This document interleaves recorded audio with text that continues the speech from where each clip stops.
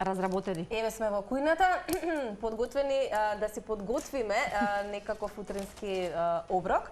Овој пат тоа ќе биде зелена овесна каша. Пред известен период ја правевме во комбинација со спанак и тоа беше уште еден потсетник дека треба спанакот да се користи, особено во вакви комбинации, заради тоа што има неутрален вкус, така што хранливите вредности се претпоставувам дека веќе ги знаете и тоа како е потребно да се конзумира спанак, а од друга страна вкусот нема да доминира, така што е идеален во ваква некоја комбинација. Ќе користиме банана, јаболко, малку спанак, урми како нели за заблажување, малку мед може ќе додадеме, цимет секако оди во комбинација со јаболко и на крајот ќе декорираме со зелените фостаци, така што ќе ни биде зелена овесна каша. Така, одлична можност е да уживаме и во еден ваков избор, наш утрински, веројатно за многумина, за оние кои што не се навикнати на овој начин да го конзумираат спанакот малку подаликатно, но како велиме се е навика и тоа апсолутно е потребно да се конзумира еден ваков утрински пијалок или освежување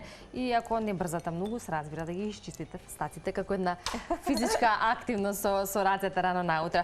Нам тоа не ни е проблем, го правиме во моментот, а и го реализираме нашето утринско будење ова утро со Милорад Цајк Цајо, кој што го разбудивме, верувам, или не знам, ќе видиме Цајо кога како му започнува денот, секој ден, со оглед на тоа што Цајо, како што знаеме и како што сите знаат, си прилично доста активен, на повеќе полиња, она по кој што си познате, тоа што веројатно сакаш да останеш за секогаш млад, ако се осврнеме на насловот на твоите ретро журки Forever Young и нешто кое што ќе го најавиме во продолжение. Добро утро за тебе. Добро утро, Цајо. Добро утро на сите гледачи на Утринска на Телма. Здраво, еве, јас се спомнам на работа, па сега не знам дали некој гледа во моментов, али ја не некој, многу гледаат во моментов, Цајо. Па, знаете како е, мораме секој утро да бидеме станати во 7 часот, вие сте многу порано со емисиите. Да. Нормално, затоа од 8 часот и 30 минути почнува работниот ден кај мене во Министерство за спорт. Голема благодарност овие изминати денови што во слободија да бидам гости во емисии низ медиумите. Инаку, оваа традиционална журка се случува и оваа година, се знае, на 22 март, сабота вечер, само сега на ново место. Значи нема да биде во спортска сала, него ве враќам во Искоритамот. Така долази до самата реклама, поводот беше песната од Нокаут временска машина и во самиот текст таму кажува, вика, врати го времето во диско ритамот. Значи, приказката е да се вратиме сепак на убавите времења кога Скопје живееше баш во диско ритамот.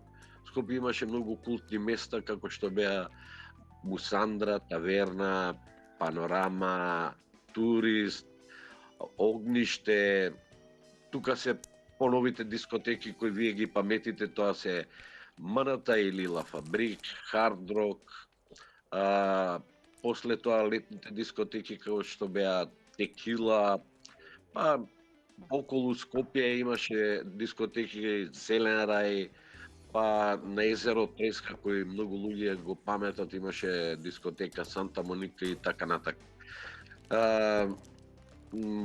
Оваа година ќе има тројца диџеи, има нешто што би рекол ќе биде изненадување. Влезот, мислам, диското е негде ќе биде ограничен бројот на влезници, бидејќи негде капацитетот е околу 2000 луѓе.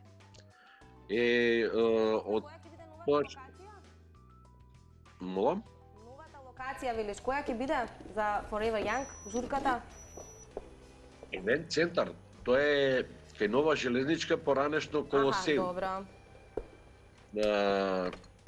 Многу е самото диско, самиот клуб ги исполнува сите технички услови, има безпрекорно озвучување, осветлување, лед скринови, затоа ги поканувам сите оние генерации кои пораснаа и никогаш не стареат, да бидат присутни на оваа журка, бидејќи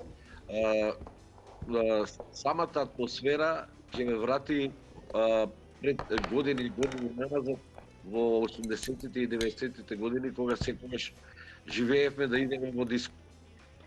Така е, Цајо, убав вовет даде за она што ќе се случува некаде кон крајот на месецов, веројатно и наредниот период секако повторно ќе се зборува за истото, но ние во оваа рубрика би сакале да знаеме како вообичаено ти започнуваат утрата, кои ти се твоите утрински ритуали, колку си љубител на кафе, колку уживаш во мирисот и вкусот на истото.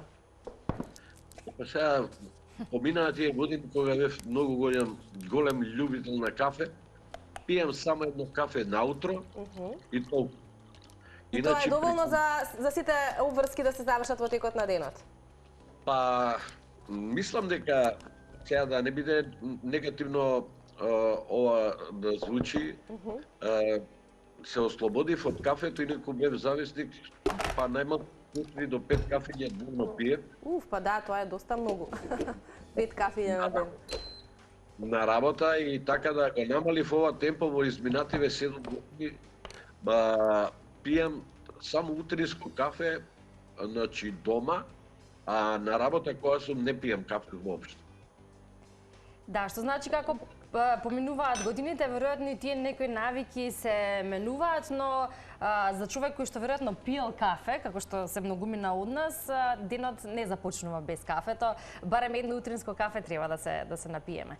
И сега тоа секако, затоа што првото станување и значи туширање и сите тие работи одма обавезно кафе, али нормално има некои љубители кои ајде да не кажам сакаат со никотин тоа да го збогатат, а јас сум тој човек. Невкусно е да се каже дека треба да има околу тебе со кафето и не знам и цигара, али некои тоа го сакаат. Јас не препорачувам, кафето си е еден ритуал кој сите луѓе различно го доживуваат. Така е. Сега нешто ќе те прашам. Во контекст на ретро журките, ќе се навратиме пак на тоа. Најавивме да оваа година на 22 март кажа од прилика на кој начин ќе се организира сето тоа, но кога зборуваме за ретро журката или еве јас поточно би рекла журката некогаш, забавата во дискотеките некогаш и денес веројатно ќе се согласиме сите ние тука со различни генерации дека навистина постојат голем број промени. Ако ги земеме овие нови генерации, начинот на нивното забавување, да речеме во ноќни клубови и дискотеки, кои што не знам дали ги знаеме точно кои се, и на кој начин, веројатно разликата е голема. Ти си човек кој што го пратиш и сегашниот начин, имаш голема ќерка која е студентка, колку што знам, па веројатно и она споделува такви моменти и можеш да направиш една паралела од некогаш и денес. Иако сакаме да се задржиме во тој ретро дух, впрочем тоа е целта на ретро журката, сепак ќе го искористиме моментот па да направиме една таква споредба некогаш и денес, што јас би рекла, тоа е моето мислење, дека некогаш журките беа навистина има еден поразличен дух, поразличен смисол. Сега се сосема други времиња. Па, вака Ивана да ти кажам, дека мојата ќерка сега веќе на 22 години и многу помалку излегува во клубовите и во дискотеките, дали тоа го помина пред време. Факултетот е многу значи и е значаен, бидејќи е на финки, има многу ангажман. Инаку вака е, што ги гледам, работиве по дискотеки во Скопје, функционираат само петок и сабота, своевремено работеа дискотеките и среда, и четврток, и петок, и сабот, и недела. Да не се навраќаме на тие убави времиња кога Скопје имаше некој живот. Разликата е во тоа што има сега нови правци. Музиката е тотално кај нас отиде на светско ниво, во сосема друго време, во други води. Еве гледаме дека младата популација повеќе слуша од соседството музика и повеќе се пратат тие концерти, сега да кажем, на српските звезди, као да кажем Раста, Релја и еве сега имаше и Сандра Африка и така натака. Саша Ковачевич минатата недела во Скопје беше, така да мислам дека многу помалку има застапеност на македонската музика колку што има соседството. Дали тоа е све постигнато преку меѓулупите, преку кабелските оператори, тоа има влијание. Да, Цаја убаво спомена. Би сакала исто така да те прашам колку на овие журки кои што ти 100 години наназад се обидуваш, нели, да ги организираш и да им понудиш на луѓето, се разбира, една малку поинаква ретро забава, дали доаѓаат па дури и цели семејства да се забавуваат, да речам, родители со нивните малку или повозрасни деца, со оглед на тоа што на такви ретро хитови буквално може да ужива секој? Па да, минатата година во Јане Садански буквално доаѓа семејства, значи ќерки, синови, значи буквално цело семејство. Па овде беа застапени генерации, значи 4 генерации од негде од 25 до 75 години. Луѓе кои сакаат таква ретро музика. Мојата ќерка, на пример, воопшто не слуша од соседството музика. Она баш буквално слуша и рок, оној стар рок 70-тите и 80-тите години, слуша и соул и фанк музика, и стално кога така комуницираме и разговараме, кажува, тато вика, во ваше време имало многу подобра музика него сега. И навистина е така, тоа е само уште еден Точна показател. констатација. Да, дефинитивно дека тие некогаш златни времења на музиката навистина останаа зад нас, но да се надеваме дека ете можеби повторно ќе заживеат во некој идно време, ако не ќе заживеат секако на 22 март. Па јас мислам дека има некој застој во светската музика, нема некоја креатива, као што имаше во 70-тите и 80-тите години. Па и 90-тите, да кажем. Креативата некако замре.